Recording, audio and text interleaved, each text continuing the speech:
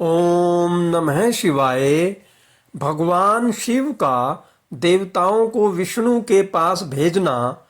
तीसरा अध्याय, पंचम खंड, श्री रुद्र संहिता, शिव महापुराण।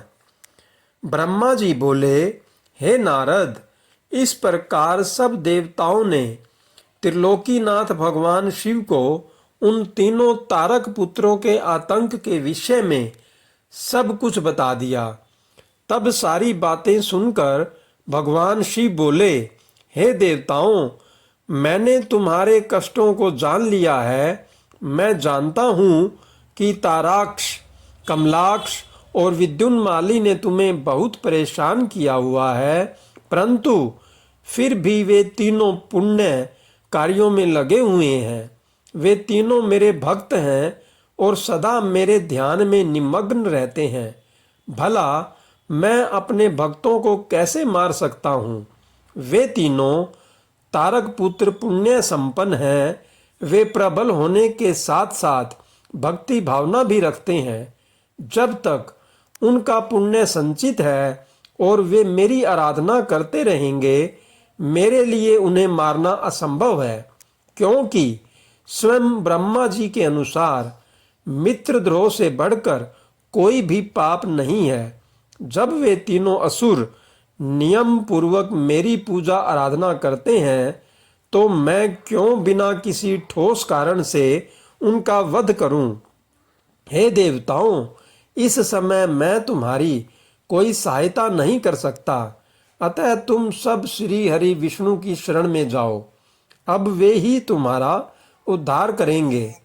भगवान शिव की आज्ञा पाकर सभी देवताओं ने उन्हें पुनः हाथ जोड़कर प्रणाम किया और श्री हरि विष्णु से मिलने के लिए उनके निवास वैकुंठ लोक की ओर चल दिए।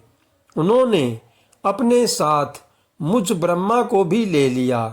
वैकुंठ लोक पहुंचकर सब देवताओं ने भक्ति पूर्वक श्री हरि को प्रणाम किया और उन्हें भगवान शिव द्वारा कही गई सब बातों से अवगत कराया।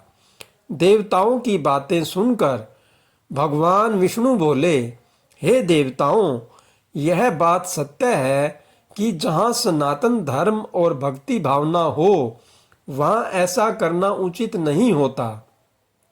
तब देवता पूछने लगे कि प्रभु, हम क्या करें? हमारा दुख कैसे दूर होगा? प्रभु, आप शीघ्र ही उन तारक पुत्रों के वध का कोई उपाय कीजिए, अन्यथा हम सभी देवता अकाल ही मृत्यु का ग्रास बन जाएंगे।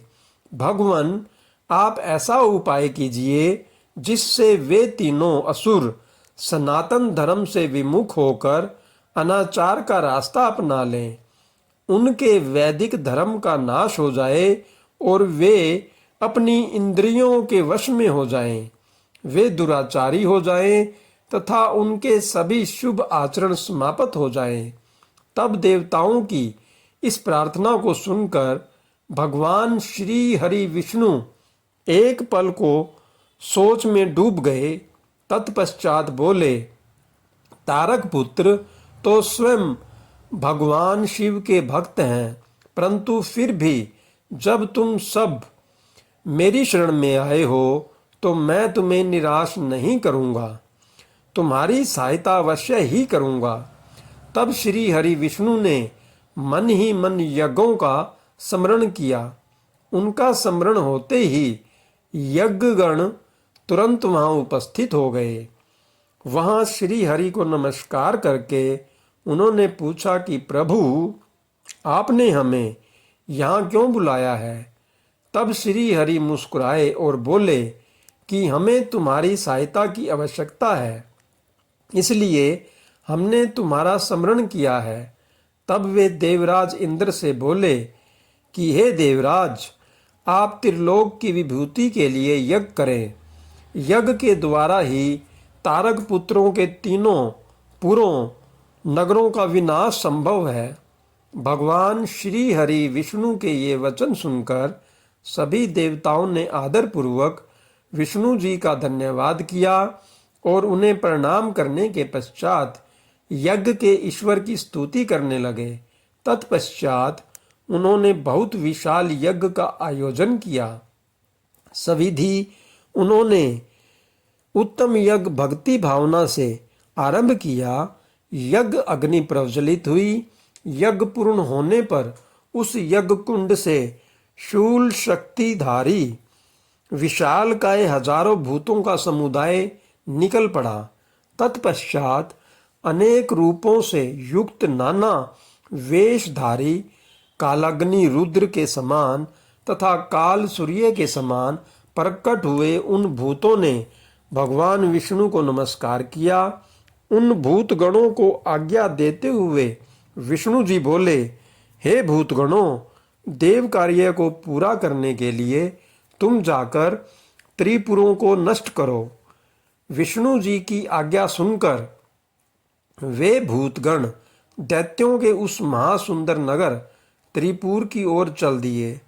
जब उन्होंने त्रिपुर नगरी में घुसना चाहा तो वहां के तेज से वे भस्म हो गए। जो भूतगण बचे वे लौटकर भगवान विष्णु के पास वापस आ गए तथा उन्होंने श्री हरि को इस बात की सूचना दी। जब भगवान विष्णु को इस प्रकार भूतगणों के नगरी के तेज से जलने की जानकारी हुई तो वे अत्यंत चिंतित हो गए। तब उन्होंने देवताओं को समझाया कि वे अपनी चिंता त्याग कर अपने अपने लोकों को जाएं। मैं इस संबंध में विचार करके आपके लाभ के लिए यथासंभव कार्य करूंगा। मैं ताराक्ष, कमलाक्ष और विद्युन्माली नामक तीनों असुरों को शिव भक्ति से विमुख करने का प्रयास करता हूँ, तभी उन पर विजय पाना संभव होगा। तब श्री हरि को प्रणाम करके सभी देवता अपने अपने लोकों को वापस लौट गए। ओम नमः शिवाय। हर हर महादेव। जय भोलेनाथ। अपने सभी भक्तों पर कृपा बनाए रखना। सभी भक्तों के कष्टों को, विघ्नों को, दुखों को समाप्त करना।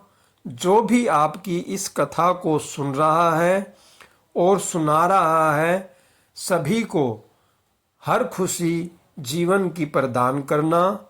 हे प्रभु, कृपा करना जिससे कि सभी भक्तों के कष्ट समाप्त हो जाएं। अगर कोई भूल